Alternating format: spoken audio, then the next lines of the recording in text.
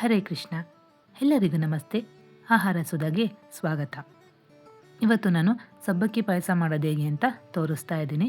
ತುಂಬ ರುಚಿಯಾಗಿರುತ್ತೆ, ಬೇಗ ಕೂಡ ಆಗುತ್ತೆ.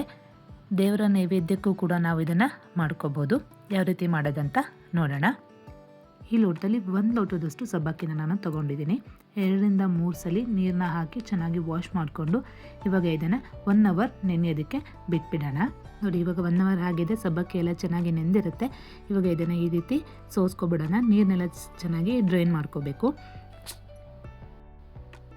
ನಾನು 5ರಿಂದ 6 ಬಾದಾಮಿ, 5ರಿಂದ 6 ಪಿಸ್ತಾ, ಗೋಡಂಬಿ ಮತ್ತು ಸ್ವಲ್ಪ ದ್ರಾಕ್ಷಿನ ತೊಗೊಂಡಿದ್ದೀನಿ. ಪಿಸ್ತಾ, ಬಾದಾಮಿ ಮತ್ತು ಗೋಡಂಬಿನ ಈ ರೀತಿ ಸಣ್ಣದಾಗಿ ಹಚ್ಕೊಂಡು ತೊಗೋಬೇಕಾಗುತ್ತೆ. ಇವಾಗ ಪಾಯಸ ಯಾವ ರೀತಿ ಮಾಡೋದಂತ ನೋಡೋಣ. ಇಲ್ಲಿ ನಾನು ಒಂದು ಕಡಾಯಿಗೆ 1 ಟೇಬಲ್ ಸ್ಪೂನಷ್ಟು ತುಪ್ಪನ ಹಾಕ್ಕೋತಾ ಇದ್ದೀನಿ. ತುಪ್ಪ ಬಿಸಿ ಆದಮೇಲೆ ನಾವು ಹಚ್ಚಿಟ್ಕೊಂಡಿದ್ದಂತಹ ಡ್ರೈ ಫ್ರೂಟ್ಸ್ನ ಫಸ್ಟು ಎಲ್ಲ ಚೆನ್ನಾಗಿ ತುಪ್ಪದಲ್ಲಿ ಫ್ರೈ ಮಾಡ್ಕೋಬೇಕು. ನೋಡಿ, ಇವಾಗ ಕಲರ್ ಚೇಂಜ್ ಆಗಿದೆ. ಇವಾಗ ಎಲ್ಲ ಅದನ್ನು ಒಂದು ಪ್ಲೇಟಿಗೆ ಎತ್ತಿಟ್ಕೊಳ್ಳೋಣ. ಹಾಗೆ ದ್ರಾಕ್ಷಿನೂ ಸಹ ಅದೇ ತುಪ್ಪದಲ್ಲೇ ಹಾಕ್ಕೊಂಡು ಫ್ರೈ ಮಾಡ್ಕೊಳ್ಳೋಣ. 1 ನಿಮಿಷ ಫ್ರೈ ಮಾಡಿದ್ರೆ ಸಾಕಾಗುತ್ತೆ. ಡ್ರೈ ಫ್ರೂಟ್ಸ್ನೆಲ್ಲ ಒಂದು ಪ್ಲೇಟಲ್ಲಿ ಹಾಕ್ಬಿಟ್ಟು ಎತ್ತಿಡೋಣ. ಇವಾಗ ಅದೇ ಕಡಾಯಿಗೆ ನಾವು ನೆನೆಸಿಟ್ಕೊಂಡಿದ್ವಲ್ಲ ಆ ಸಬ್ಬಕ್ಕಿನ ಹಾಕ್ಕೊಂಡು ತುಪ್ಪದಲ್ಲಿ ಚೆನ್ನಾಗಿ ಫ್ರೈ ಮಾಡ್ಕೋಬೇಕು. ಕಲರ್ ಚೇಂಜ್ ಆಗೋವರೆಗೂ ಸ್ವಲ್ಪ ಫ್ರೈ ಮಾಡ್ಕೊಂಡಿದ್ದಾದಮೇಲೆ 1 ಲೋಟದಷ್ಟು, ನಾವು ಯಾವ ಲೋಟದಲ್ಲಿ ಸಬ್ಬಕ್ಕಿನ ತೊಗೊಂಡಿದ್ವಿ ಅದೇ ಲೋಟದಲ್ಲಿ 1 ಲೋಟದಷ್ಟು ನೀರನ್ನು ಹಾಕ್ಕೊಂಡು ಸಬ್ಬಕ್ಕಿನ ಚೆನ್ನಾಗಿ ಬೇಯಿಸ್ಕೋಬೇಕು. ಸ್ವಲ್ಪ ಬೆಂದಿದ್ದಾದಮೇಲೆ ಇದಕ್ಕೆ ನಾವು ಹಾಲನ್ನ ಹಾಕ್ಕೋಬೇಕು. ಇಲ್ಲಿ ನಾನು 2 ಲೋಟದಷ್ಟು ಹಾಲನ್ನು ಸೇರಿಸ್ಕೋತಾ ಇದ್ದೀನಿ.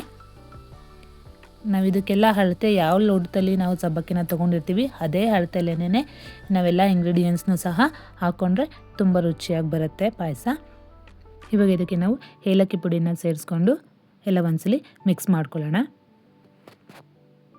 ಇವಾಗ ನಾನು ಅರ್ಧ ಕಪ್ಪಷ್ಟು ಮಾತ್ರ ಸಕ್ಕರೆನ ಹಾಕ್ಕೋತಾ ಇದ್ದೀನಿ. ಸ್ವೀಟು ನೋಡಿಕೊಂಡು ನಾವು ಹಾಕ್ಕೋಬೋದು. ಹಾಗಾಗಿ ಅದನ್ನು ಸಹ ಎಲ್ಲ ಒಂದ್ಸಲಿ ಮಿಕ್ಸ್ ಮಾಡೋಣ.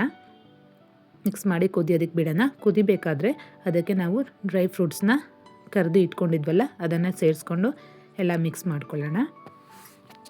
ಮಿಕ್ಸ್ ಮಾಡಿಬಿಟ್ಟು ಚೆನ್ನಾಗಿ ಕುದಿಯೋದಕ್ಕೆ ಬಿಡೋಣ. ಈ ಟೈಮಲ್ಲಿ ನಿಮಗೆ ಕನ್ಸಿಸ್ಟೆನ್ಸಿ ನೋಡಿಕೊಂಡು ನೀರನ್ನ ಬೇಕಿದ್ರೆ ಸೇರಿಸ್ಕೋಬೋದು.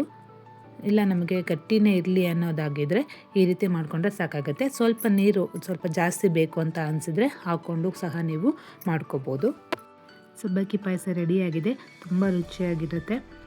ನನ್ನ ಮಗ ಅಂತೂ ಇದಕ್ಕೆ ಬಾಲ್ ಪಾಯಸ, ಅದು ಸಬ್ಬಕ್ಕಿ ಬಾಲ್ ಥರ ಇರುತ್ತಲ್ಲ, ಹಾಗಾಗಿ ಬಾಲ್ ಪಾಯಸ ಅಂತಲೇ ಹೆಸರಿಟ್ಬಿಟ್ಟಿದ್ದಾನೆ. ತುಂಬ ಇಷ್ಟಪಡ್ತಾನೆ. ಕೇಳುವಾಗೆಲ್ಲ ಮಮ್ಮಿ ಬಾಲ್ ಪಾಯಸ ಮಾಡಿಕೊಡಿ ಅಂತಲೇ ಕೇಳ್ತಾನೆ. ಹಾಗಾಗಿ ಮಕ್ಳಿಗೆ ಈ ರೀತಿ ಡಿಫ್ರೆಂಟಾಗಿ ಏನಾದರೂ ಹೇಳಿ ಈ ಬಾಲ್ ಪಾಯಸ ಆ ಥರ ಹೇಳಿ ತಿನ್ನಿಸ್ಬೋದು ಅಂತ ಅಂದ್ಕೊತೀನಿ. ಎಲ್ಲರೂ ಒಂದ್ಸಲಿ ಟ್ರೈ ಮಾಡಿ. ಈ ರೆಸಿಪಿ ನಿಮಗೆ ಇಷ್ಟ ಆದರೆ ಲೈಕ್ ಮಾಡಿ, ಶೇರ್ ಮಾಡಿ, ಕಮೆಂಟ್ ಮಾಡಿ ಮತ್ತು ಸಬ್ಸ್ಕ್ರೈಬ್ ಮಾಡ್ಕೊಳ್ಳಿ. ಧನ್ಯವಾದಗಳು.